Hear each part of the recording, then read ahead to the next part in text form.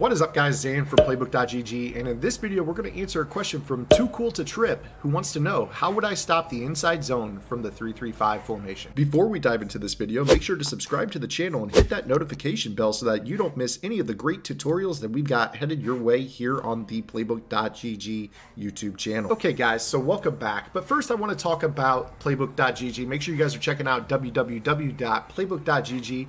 We have a nickel 3-3-5 defensive game plan on the website that shows you how to bring unique coverages, some unique things that a lot of pro players don't know about the 3-3-5 formation, and also it's going to show you some really unique coverages that you guys can run as well. But today we're focusing on run defense. So Too Cool to Trip. Here's what we're going to do. We're going to go ahead and call the Tampa 2 out of the 3-3-5. We're going to take this blitzing corner and walk him down to the inside a couple steps. Typically, if they're in a trips tight end style formation, I like to walk him so he's not head up and becomes an easy block for that receiver, but about a step or two outside.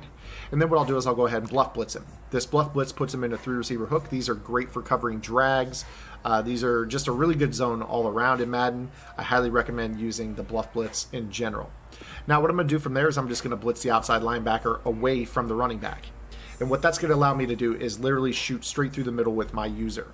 And what will end up happening is I will either be free to the running back for a hit stick, or they will pick me up in the outside linebacker, Khalil Mack, will come through the B gap to the running back. So we'll go ahead and show you here. Here's how it looks. You see how I just fly straight in? I actually missed my tackle, but that's the benefit of that slot corner. This is why the slot corner is so important, because you see right here with this bluff blitz, he doesn't really get blocked.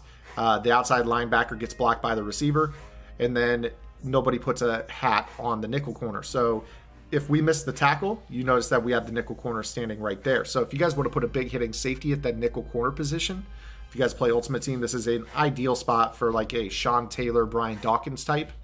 He can fill this gap and he'll be able to make the tackle as well. So again, all we're doing with this is we are taking this slot corner, walking him down so he's about a step or two outside of the inside receiver, and we're just going to blitz this outside linebacker. And then when that ball's snapped, we can go ahead and just shoot straight through. You see how we're able to make that tackle in the backfield. Very, very simple, very, very effective. Now, there are a number of different inside zones that can be run. Now, obviously, if your opponent is in some sort of tight formation, this whole bluff blitzing your slot corner thing is a little bit tougher. And the reason I think it's a lot tougher is because you have kind of a narrow place that you can put him, just kind of smack dab in between those two players. However, you should still be able to get either your user or the outside linebacker making this play. So again, right here, you see that the tight formation is a little bit tougher. You're going to have to know where to shoot. Obviously, right there, that backside A gap is where you're kind of worried. So if you're facing the tight offset tight end, you may want to mess around with your placement of your slot corner. So something that you could do if you wanted to would be to maybe blitz this guy, put him on his bluff blitz a little bit further outside. You can see that if we move him, though, the issue is going to be that it doesn't let us bluff blitz him. So you're going to want to bluff blitz before you base align. So now I can go ahead and move him to the outside. And then you should hopefully be able to get the wide receivers to block Amu Kamara and Khalil Mack, allowing us to shoot from the inside. Again, though, the gun tight offset tight end is a very popular formation this year. A lot of players do like to run the inside zone against this. You can kind of see that we're able to shoot the gap a little bit better. So it's all about the placement of that slot corner. You have to know what you're up against. If it's a trip style formation, you're just going to put him outside of the third receiver from outside to in, blitz the outside linebacker opposite the running back, and then you're just going to be able to shoot that gap on your own. If you miss, you can see very well why the 3-3-5 is able to stop the inside zone.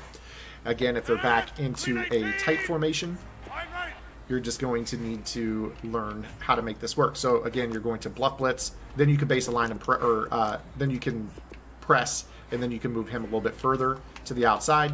And then again, now you're blitzing the outside linebacker to the opposite side. And you can kind of see here where you can shoot into that gap and make a stop on the run. So 3-3-5 is a pretty good formation for the pass, great coverage ability, and now also you'll be able to shoot that inside zone pretty consistently, and you've got a nice little backup if you miss with your user.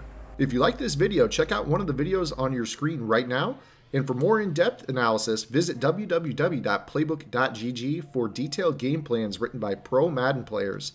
Master the game with Playbook.gg.